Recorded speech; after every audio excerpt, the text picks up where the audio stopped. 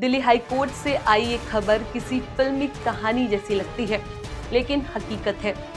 सोचिए, अगर कोई वकील कोर्ट में खड़ा होकर पूरे आत्मविश्वास से अपनी दलील रखे, उसमें बड़े बड़े केसों का हवाला दे और फिर जज ये कह दे कि भाई ये केस तो है ही नहीं, तो बिल्कुल यही हुआ दिल्ली हाई कोर्ट में। यहाँ एक वकील ने आर्टिफिशियल इंटेलिजेंस यानी एआई से मदद लेकर पिटीशन फाइल की और उसमें ऐसे झूठे केसों का हवाला दिया गया जो असल में कभी हुए ही नहीं थे।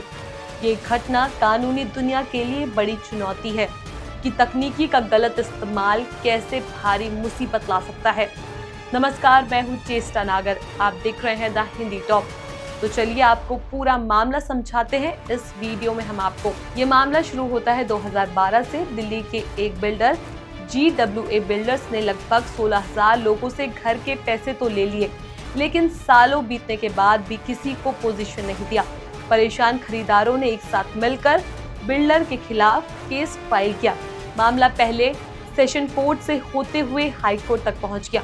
यहाँ बिल्डर की तरफ से वकील को जवाब यानी रिटर्न सबमिशन दाखिल करना था।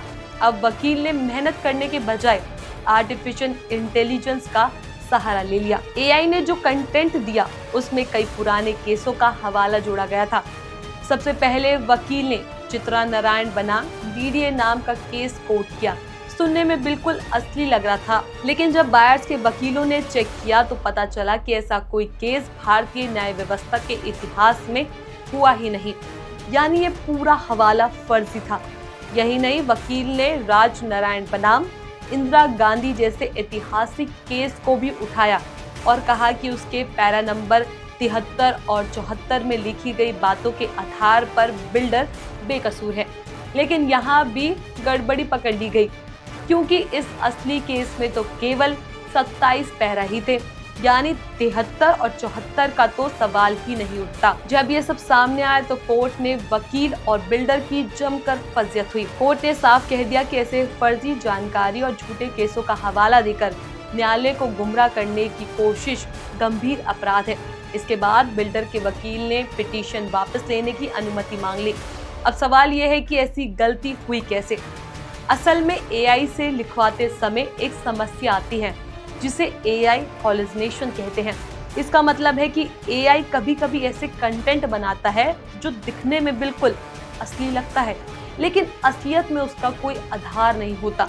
यानी डेटा की कमी या गलत इनपुट की वजह से एआई काल्पनिक बातें भी सच साबित कर सकता है, और यही हुआ इस मामले में। ऐसा ये पहली बार नहीं है जब एआई ने अदालतों में बवाल काटा हो।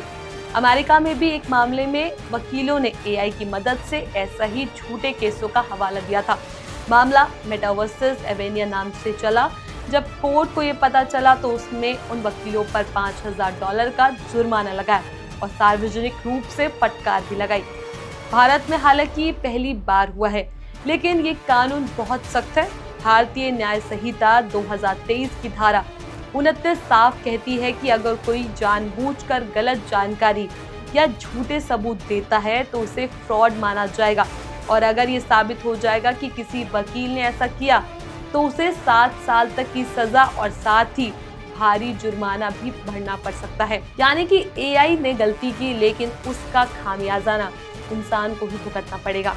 ये मामला हमें एक बड़ा सबक भी देता है। तकनीक का इस्तेमाल करें, लेकिन आंख मूंद कर नहीं, उस पर भरोसा नहीं करें, खासकर कोर्ट जैसे गंभीर जगह पर जहां एक एक लाइन का मतलब न्याय और अन्याय के बीच का फर्क तय कर सकता है। एआई केवल एक टूल है, इंसान की समझ और जिम्मेदारी उसके ऊपर ही होती है। तो आपने देखा आर्टिफिशियल इंटेलिजेंस की एक गलती ने कैसे दिल्ली हाई कोर्ट में वकील की साख पर बड़ा सवाल खड़ा कर दिया। तकनीकी मददगार है, लेकिन उसका गलत या बिना सोचे समझे इस्तेमाल किसी भी इंसान को मुश्किल में डाल सकता है। भारत का कानून साफ है, झूठी जानकारी या फर्जी केसों का हवाला देने पर सख्त सजा और भारी जुर्माना दोनों का प्रावधान है। इसलिए एआई का इस्तेमाल सोच समझ कर करना जरूरी है। इस पूरी खबर पर आपका क्या कुछ कहना है, आप इसे कैसे देखते हैं, हमें कमेंट सेक्शन में जरूर बताएं।